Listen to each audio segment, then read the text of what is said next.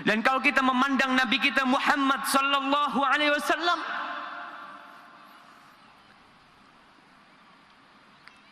beliau telah berkorban segala-galanya untuk kita. Beliau pernah sholat di depan Ka'bah, ditaruh di punggung Nabi ari-ari onta, lagi sujud nih, sehingga kotoran dan darah mengalir ke wajah Rasul sallallahu alaihi wasallam. Sahabat nggak ada yang bisa bertindak. Datang tuh putri Nabi Fatimah mendorong ari-ari onta itu. Seperti itu Rasul sallallahu alaihi wasallam pada waktu perang Badar. Tatkala umat Islam harus berhadapan dengan bala tentara yang besar jumlahnya, 1000 tentara melawan 300 orang, yang mereka tidak ada persiapan untuk perang. Ketika pasukan perang sudah dipersiapkan, Rasul sallallahu alaihi wasallam di sebuah tenda, para sahabat malam hari tidur, Rasul sallallahu alaihi wasallam berdoa, salat, mohon sama Allah. Buat siapa? Buat kita. Rasul sallallahu alaihi wasallam mengangkat tangannya mengatakan, Allahumma anjis wa'daka alladhi wa'adtani. Ya Allah, janjimu kepadaku tolong kau tepati ya Allah. Janjimu kepadaku ya Allah. Lalu Nabi alaihissalatu wassalam mengatakan dalam doanya, Allahumma in tuhlak hadhil isabah lan tu'bad fil ardi ba'dal yawm. Ya Allah, kalau kelompok ini kalah, hancur habis, engkau tidak akan lagi disembah di muka bumi ini. Nggak akan ada Istiqlal, nggak akan ada umat Islam di Indonesia. Kita nggak akan tahu dengan Allah Jalla Jalaluh. Tapi Nabi berdoa memohon kepada Allah untuk kita. Apa nggak pantas kita bersolawat buat Rasul sallallahu alaihi wasallam?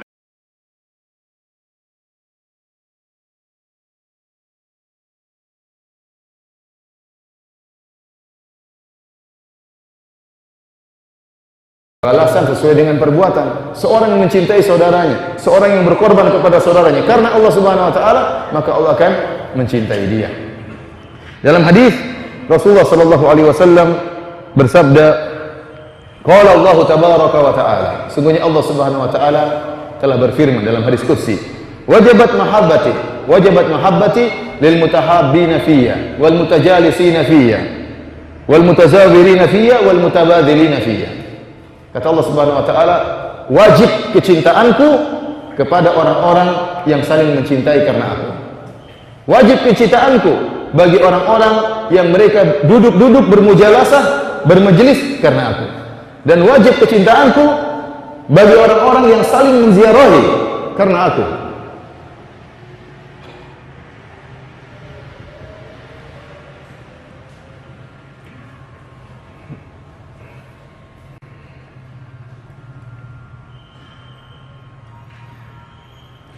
Dan Allah mengatakan, dan wajib kecintaanku bagi orang-orang yang saling berkorban karena aku. Oleh karena para hadirin mati Allah Subhanahu wa taala, kelihatannya sepele saling mencintai karena Allah, kelihatannya sepele saling menziarahi karena Allah, namun itu tidak sepele di sisi Allah Subhanahu wa taala. Allah mengatakan, wajabat mahabbati, wajib kecintaanku bagi orang-orang seperti ini, yang mereka saling menziarahi, jalan dari tempat yang jauh untuk mengunjungi saudaranya.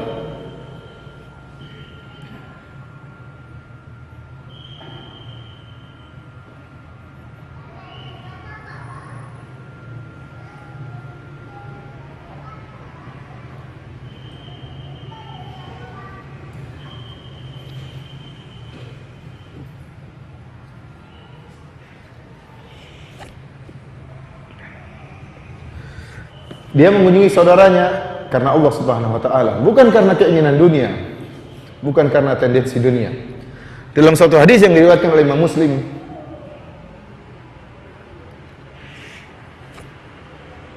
Rasulullah sallallahu alaihi wasallam bersabda, "Anna rajulan zara akhan lahu fi qaryatin ukhra." Ada seorang lelaki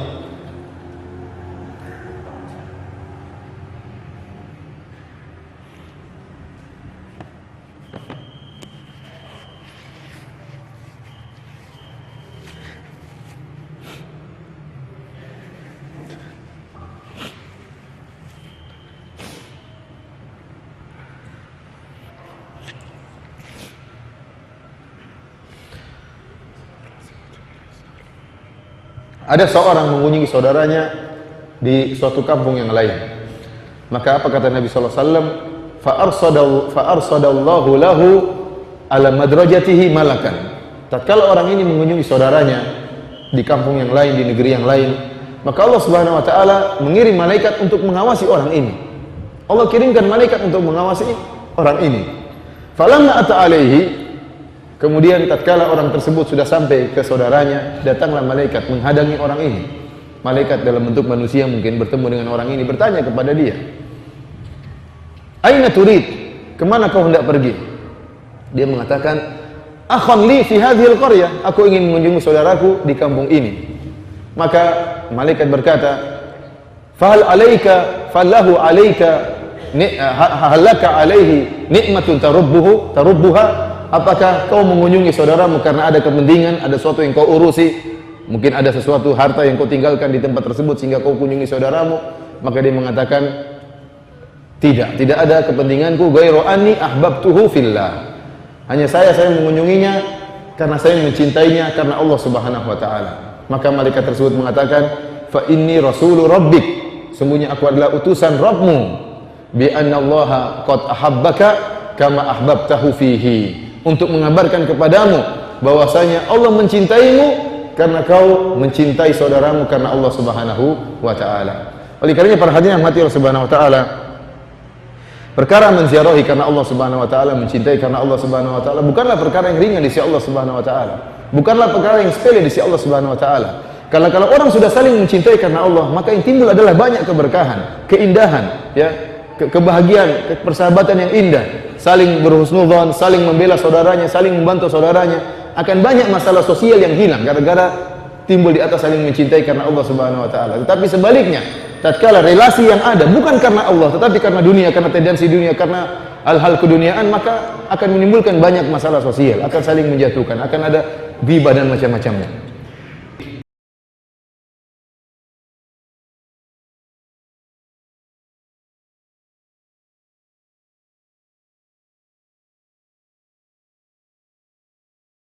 Dan begitu kami masuk pintu gerbang istana, maka tiba-tiba waktu itu khalifah, kalau tidak salah Sulaiman bin Abdul Malik namanya, berdiri dari singgasananya lalu mendekati apa, sampai pejabat-pejabat semuanya ini bingung, orang-orang di sekitarnya. Pakaiannya kumuh biasa sekali, imamannya besar di kepalanya, matanya satu rusak, kakinya pincang, kulitnya hitam, jalan sambil pincang-pincang. Khalifah berdiri dari singgasananya, belum pernah nih. Khalifah biasanya didatangin, salaman, dicium tangannya, dicium kepalanya, memang begitu. Tapi ini enggak, dia berdiri sambut di pintu gerbang. Lalu dia mengatakan, silakan wahai ayahnya Muhammad. Anaknya namanya Muhammad nih, anaknya Atta, gitu kan. Maka setiap kali Atta melangkah, dipegang tangannya oleh Khalifah, dituntun, gitu kan. Orang semua bingung, belum pernah Khalifah lakukan ini. Siapa orang ini? Gitu. Orang semua bertanya-tanya, maka dipegangin tangannya terus. Begitu Atta mau duduk, mau tunjuk sebuah kursi di dekat situ, Khalifah mengatakan, hahuna Aba Muhammad, kesini Aba Muhammad, ikut dengan saya. Terus dituntun sampai di singgasana. Begitu tiba di singgasana, singgasananya Khalifah, duduk, Atta bin Abi Rabah disuruh duduk sebelahnya. Tak pernah ini ada ceritanya orang duduk di singgasana Khalifah, mustahil. Kecuali Khalifah sendiri. Anaknya aja nggak boleh duduk di situ. Ini orang tambah bertanya, siapa orang ini? Lalu Khalifah bertanya dengan suara yang terdengar orang-orang sekitar situ. Ini Atta Al-Khurasani ceritain anaknya nih, apa yang terjadi di dalamnya. Lalu dia berkata, wahai Aba Muhammad, Khalifah berkata, Sulaiman berkata, wahai Aba Muhammad, apakah anda punya hajat? Ada sesuatu anda datang ke sini? Kata Atta bin Abi Rabah, iya wahai Amirul Mukminin, saya punya beberapa hajat. Yang pertama, penduduk Mekah sama Madinah, tetangga Allah dan tetangga Rasulullah. Maksudnya apa di sini bin Abi Rabah? Orang-orang Mekah rumahnya bersebelahan dengan Ka'bah, itu rumahnya Allah kan? Berarti bahasa beliau adalah ini tetangga Allah. Penduduk Madinah ada rumahnya Nabi situ, maka seluruh Madinah tetangga Nabi, gitu kan? Penduduk Madinah tetangga Rasulullah. Ini bahasa tinggi sekali ya. Orang tidak memahaminya begitu saja. Maka dia mengatakan penduduk Mekah dan Madinah tetangga Allah dengan tetangga Rasulullah Sallallahu Alaihi Wasallam. Terlambat atayanya. Ataya ini Bapak Ibu sekalian adalah pendapatan pemerintah dalam Islam. Kalau ada khilafah Islamiyah, maka pendapatan pemerintah itu setelah dikeluarkan kebutuhan dasar untuk membuat roda pemerintahan berjalan, itu harus dibagi rata kepada masyarakat, kaya atau miskin. Namanya ataya. Jadi dalam pemerintahan Islam itu tidak ada pajak. Kita kan sekarang malah kita yang bayar. Kalau sistem Islam tidak begitu, malah pendapatan pemerintahan itu akan dibagi rata kepada masyarakat. Namanya ataya. Waktu itu setiap tahun dihitung pengeluaran, nanti setelah itu dibagi kepada masyarakat secara merata. Penduduk Mekah sama Madinah, ternyata ataya mereka yang mereka harus terima tahun itu telat. Maka kata Atha bin Abi Rabah, ini bukan hajatnya dia, hajatnya penduduk masyarakat. Dia mengatakan penduduk Mekah dan Madinah, tetangga Allah, tetangga Rasulullah SAW terlambat ataya mereka. Maka saya minta kepada anda, bertakwalah kepada Allah, jalankan itu. Kata Khalifah, panggil Gulam, sekretarisnya. Catat, jalankan segera apa yang Atha bin Abi Rabah sampaikan. Ada hajat lain wahai ayahnya Muhammad? Iya ada, dia bilang.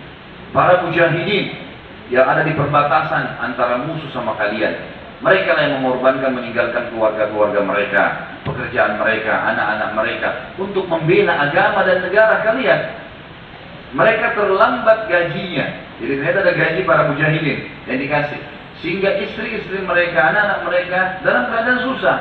Dan sampai berita kepada saya minta kepada Allah anda, semua mujahidin harus segera didatangkan gajinya. Sekretaris catat nih, semua jalankan segera. Satu demi satu semua hajat yang disampaikan hajatnya muslimin. Terakhir yang saksi bahasan kita, pas sudah selesai disampaikan hajat semua, kata Amir Mu'minin, ada lagi ayahnya Muhammad dengan semangat dia mau mengambil. Dan ini juga contoh raja yang saleh ya, luar biasa, dia mau terima keluhan. Dia mengatakan ada lagi ayahnya Muhammad, kata Atha bin Abi Rabah, ada wahai Amir Mu'minin, dan lebih penting daripada apa yang saya sampaikan sebelumnya. Kaget Amir Mu'minin, Khalifah kaget, dan orang semua sekitarnya kaget. Tadi hajat-hajat besar ini ternyata masih ada yang lebih besar lagi nih. Kata Khalifah, apa itu wahai ayahnya Muhammad? Atha bin Abi Rabah berdiri menghadap Khalifah yang sedang duduk, yang mengatakan, wahai Amir Mu'minin, sadarilah kamu telah diciptakan oleh Allah, lahir di muka bumi ini sendirian, lahir dari rahim ibumu sendirian. Tidak ada sehelai kain pun yang membungkus badanmu. Dan kamu juga ya, berbuat amal di muka bumi ini sesuai dengan keputusanmu sendirian, baik atau buruk. Kamu juga nanti akan mati sebagaimana matinya semua nabi-nabi dan raja-raja sendirian, nggak ada yang temani kamu ke kuburan. Dan kau akan dihisab dan dibangkitkan sendirian. Maka bertakwalah dengan Allah wahai Amir Mu'minin. Jangan sampai kau terpengaruh dengan singgasanahmu ini dan semua orang yang ada di sekitarmu, karena kau akan meninggalkannya. Maka Amir Mu'minin menangis waktu itu menerima nasihat Atha bin Abi Rabah, menangis luar biasa. Dia berterima kasih, kemudian dia pun akhirnya, Bapak Ibu sekalian, Atha bin Abi Rabah keluar dari istana. Kata Atha al-Khurasani, demi Allah Atha bin Abi Rabah keluar dari istana Khalifah tidak minum segelas air pun. Gak ada urusannya. Bukan datang ke istana presiden minum, makan, pikir makanan, gak ada. Datang, sampaikan hajat, kemudian pergi. Subhanallah, kata Atha al-Khurasani waktu dia mau keluar dari istana, diikuti oleh sekretaris Khalifah, kemudian dibawakan satu kantong uang emas semua dikasih ke tangannya. Kata Atha bin Abi Rabah, demi Allah saya datang bukan untuk ini, kembalikan kepada Amir Mu'minin, berikan kepada orang yang lebih berhak. Lalu dia keluar, naik keledainya yang pelanahnya dari kayu, Bapak Ibu sekalian.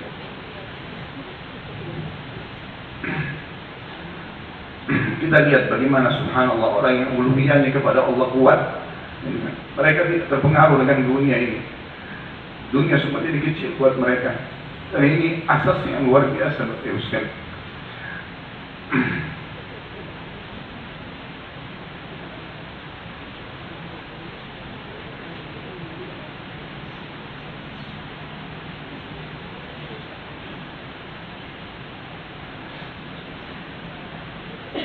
Semoga kita termasuk orang-orang yang selalu beruluhiyah kepada Allah, hanya bergantung tunduk kepada Allah, tidak butuh dan tidak takut kecuali kepada Allah Subhanahu wa Ta'ala.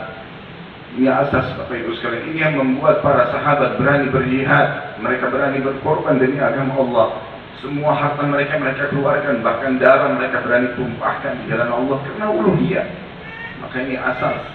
Kita jangan pernah takut, jangan pernah tunduk kecuali kepada Allah Subhanahu wa Ta'ala.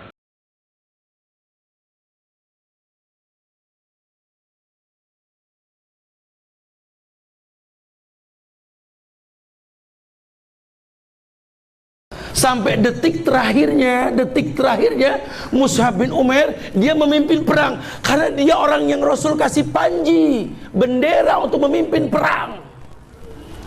Kebersihannya, ketampanannya, kepiawaiannya membuat musuh terkecoh. Dipikir dia Muhammad sallallahu alaihi wasallam.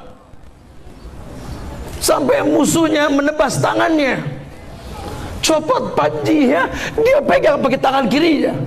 Terus dia memimpin perang, ditebas tangan kirinya, dia kempit itu benderanya, sehingga ditebaslah lehernya. Matilah Mus'ab dalam keadaan syahid. Bahkan ketika mayitnya ingin ditutupi oleh kain kafan yang bajunya sendiri, demi Allah, kakinya tampak, ditarik ke kaki, palanya tampak, sampai Rasul sarankan untuk menutup bagian kakinya dengan rumput-rumputan. Masya Allah. Lihat, dunia sijnul mu'min, dunia penjara buat orang beriman. Lihat, tapi dia tidak takut kalau perlu pun raga berpisah dari nyawa, asal menegakkan lillahi kalimatillah. Allahu Akbar, tegak dia muliakan. Lihat Mus'ab bin Umair, seorang pemuda yang meninggal di usia 40. Hikayat